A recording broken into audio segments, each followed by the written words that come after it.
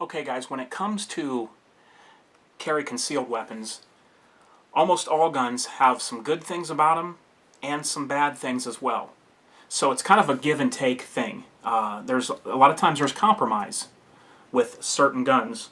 So let's just talk about a few carry guns and what I think is the positives and the negatives of each gun. So I thought here I'd start with the Beretta Nano.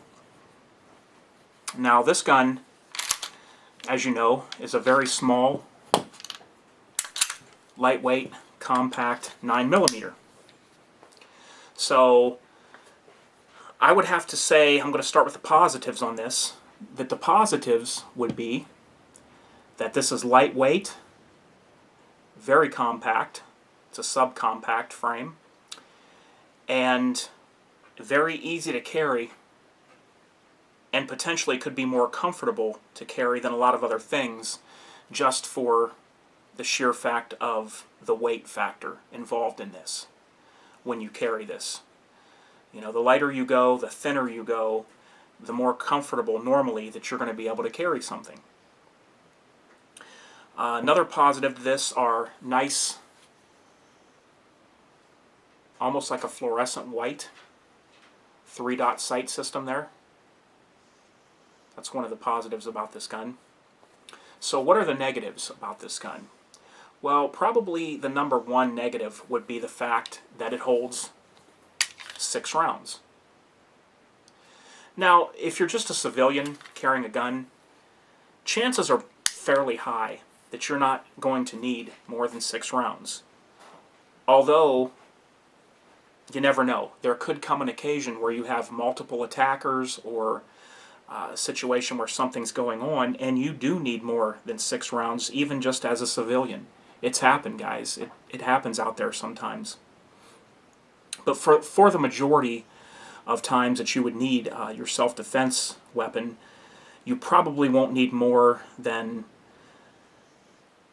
It's hard. I can't say because, you know, every situation's different, okay? So I'm not even going to try to quote that.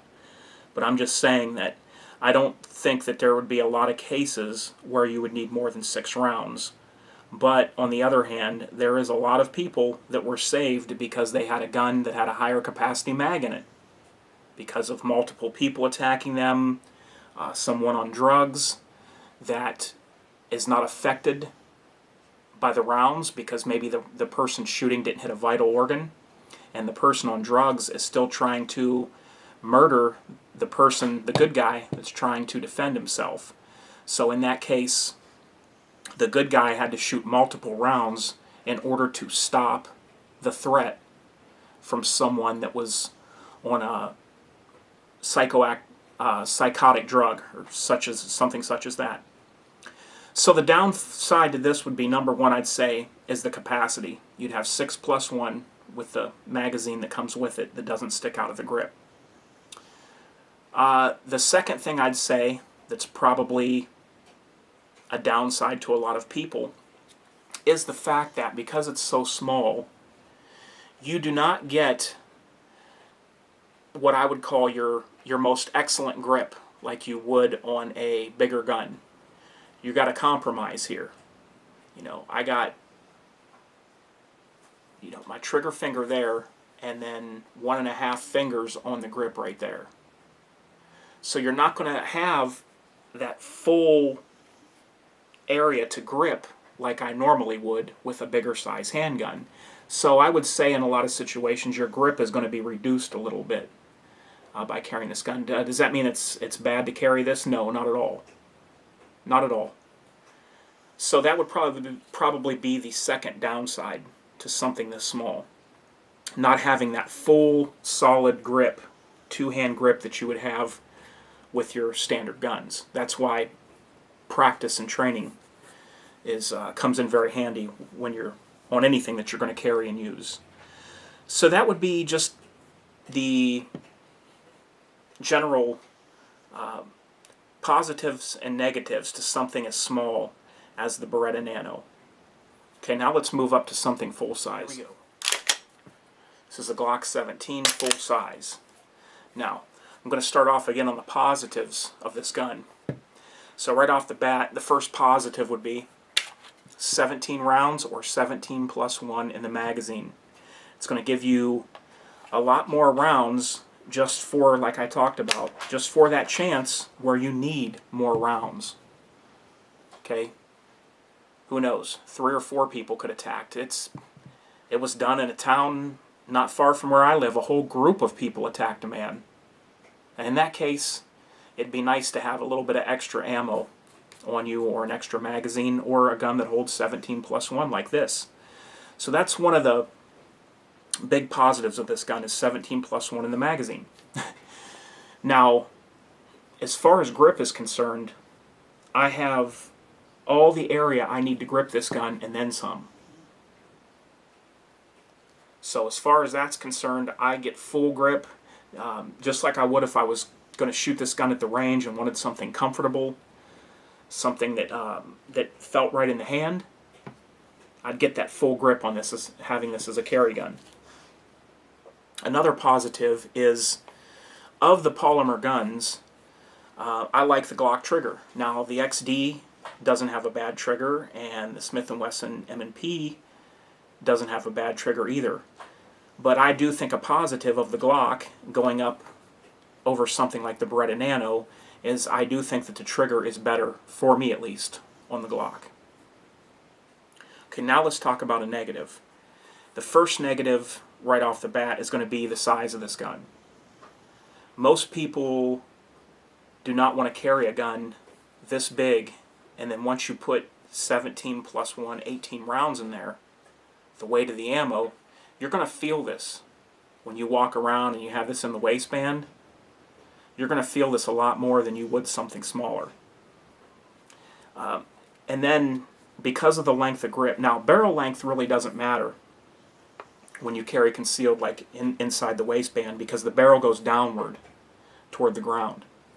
What matters is the grip here. The longer this grip extends, the more it starts to print out of a shirt. That's just the nature of it. The more you have here, the wider, the longer, fatter, the more this is going to print when you wear certain clothing. So that's the second negative to carrying something such as this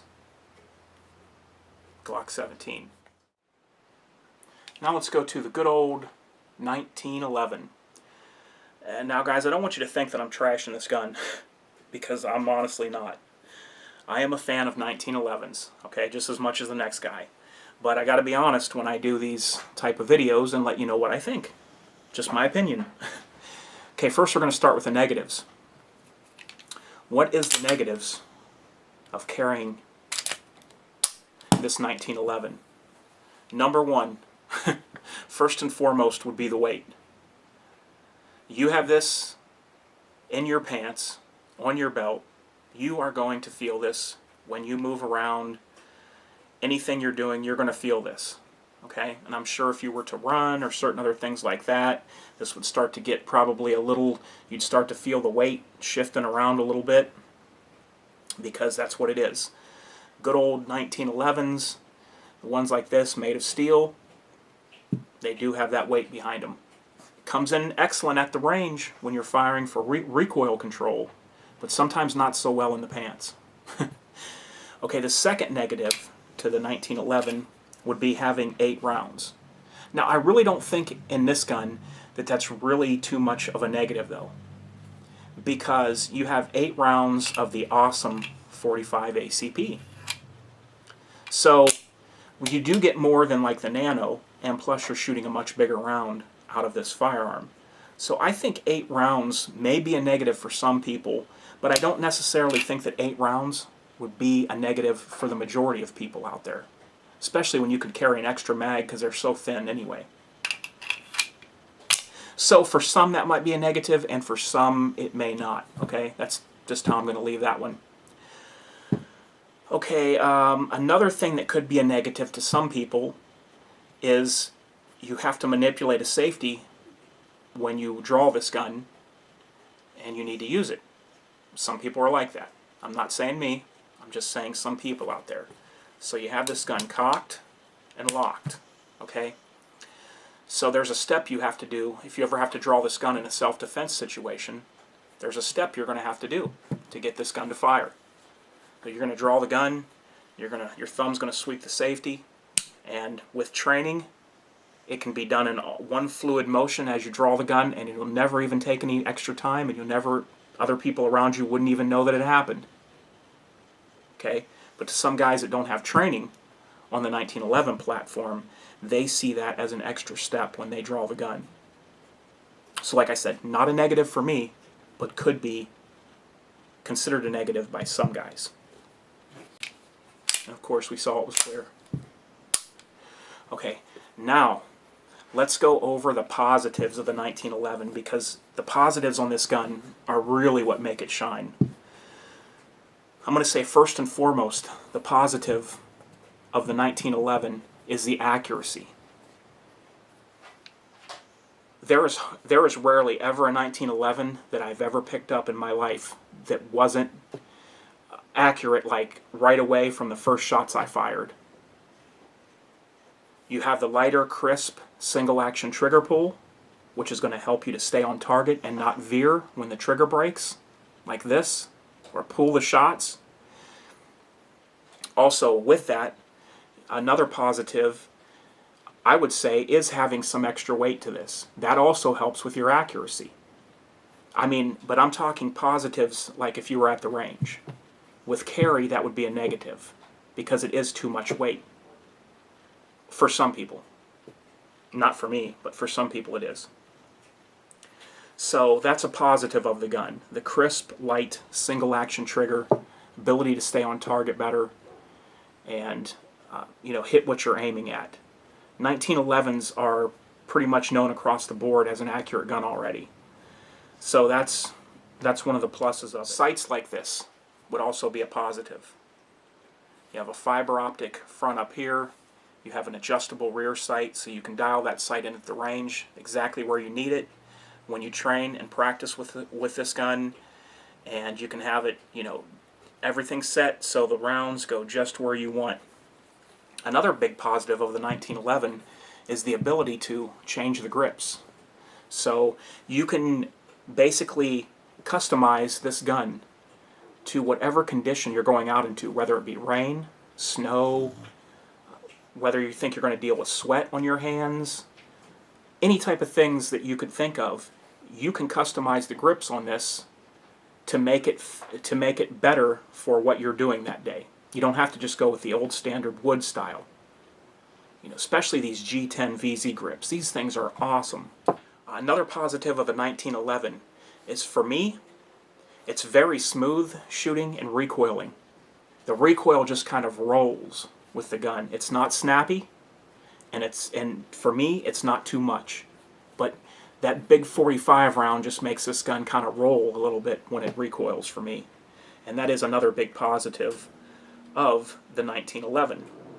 Another positive of this 1911 and carrying this as a CCW gun would be the ability to be able to fire off multiple shots if you needed to, because again of that light, crisp, single action trigger. If you ever need to get a double tap off or multiple attackers, this light trigger is going to let you throw out some lead and be able to stay on target because of the weight of the gun and just the fact that the trigger is lighter in single action than a double action pull.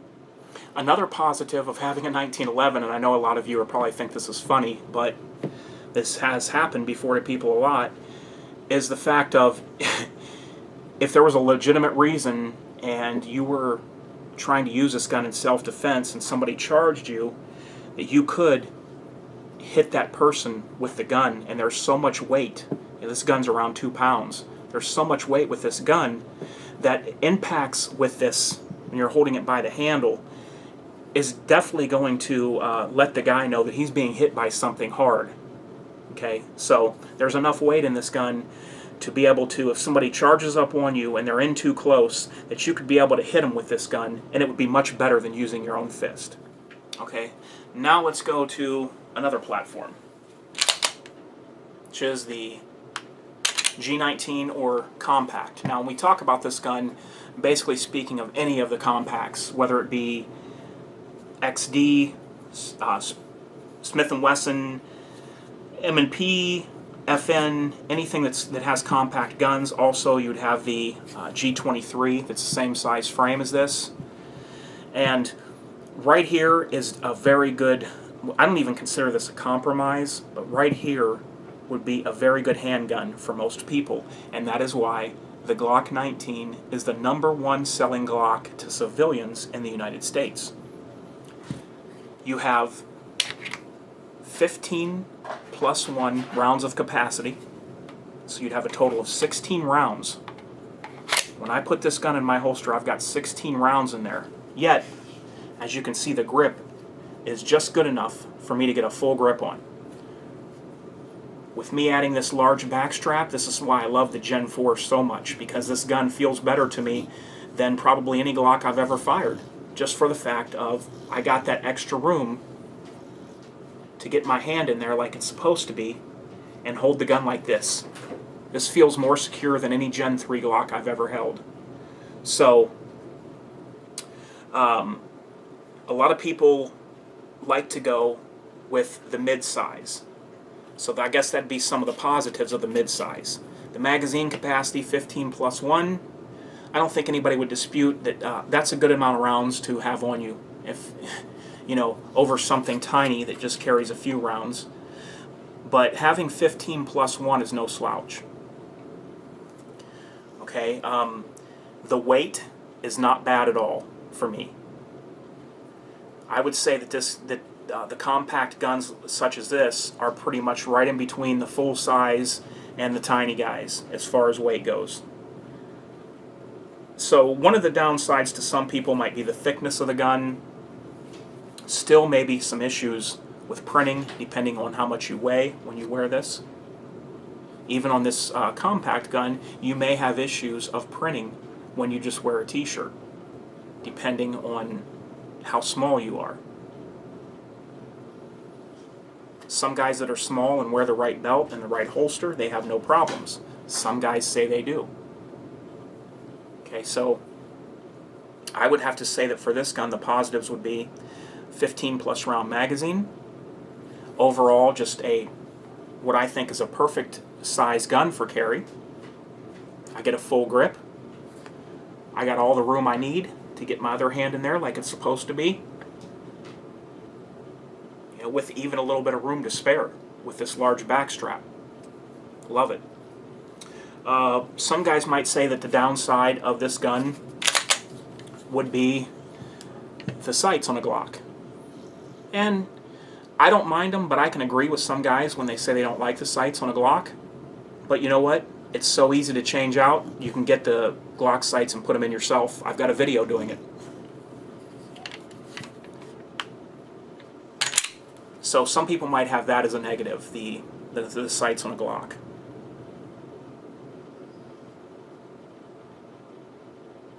Another positive about this gun is that you have the ability to carry a light or a laser on the rail.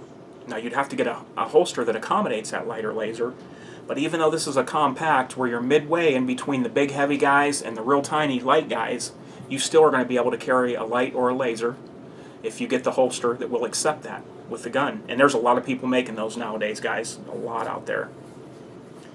So that's probably why that the Glock 19 and guns similar to this size are very hot sellers in the United States. Although, when we do talk about something like this, the Smith & Wesson Shield is flying off the shelves, and I can see why. I would like to have one of those myself, the 9mm though. But right now, there is a hot market for guns this size, and I can see why. People that aren't into guns, that aren't necessarily gun people, that just want it for protection only, they are looking for the smallest package possible that's reliable, that has enough stopping power to get the job done, and something that they can just carry on them comfortably without worrying about it. You know, a lot of us gun guys on here, we don't care. You know, we'll carry this, we'll carry the 1911, on an in-the-waistband holster, and we'll make sure our holster's situated right. But there's a lot of guys out there that just aren't like that. A lot of guys out there will hold this gun weighing over 2 pounds and just say, oh, no way. There's no way I'm taking that. So that's the thing. Not everybody is what we would call a gun guy or a gun girl, like me and a lot of my subscribers are. So that's one of the reasons that guns that are coming out in this size, like this Nano, the XDS, the Smith & Wesson Shield, that's why those guns are so popular. Not that there's anything wrong with carrying them, but I think that for a lot of the civilian market out there, they just want a decent package that has enough stopping power, is reliable, and they can carry comfortably. Now, if you were to step up to the Glock 19, I'll go ahead and show you the differences here on camera. So from front to back, that's what you'd have. Now we'll take a look at the grips, and you know these guns have been cleared. Take a look at the grip frame next to one another. So you can see where that there's a lot of places that this gun is going to be much more easier to conceal than even the mid-size Glock 19. You know, for me, it's not really a big deal, but for some people, it is. So there's the size differences in these two guys.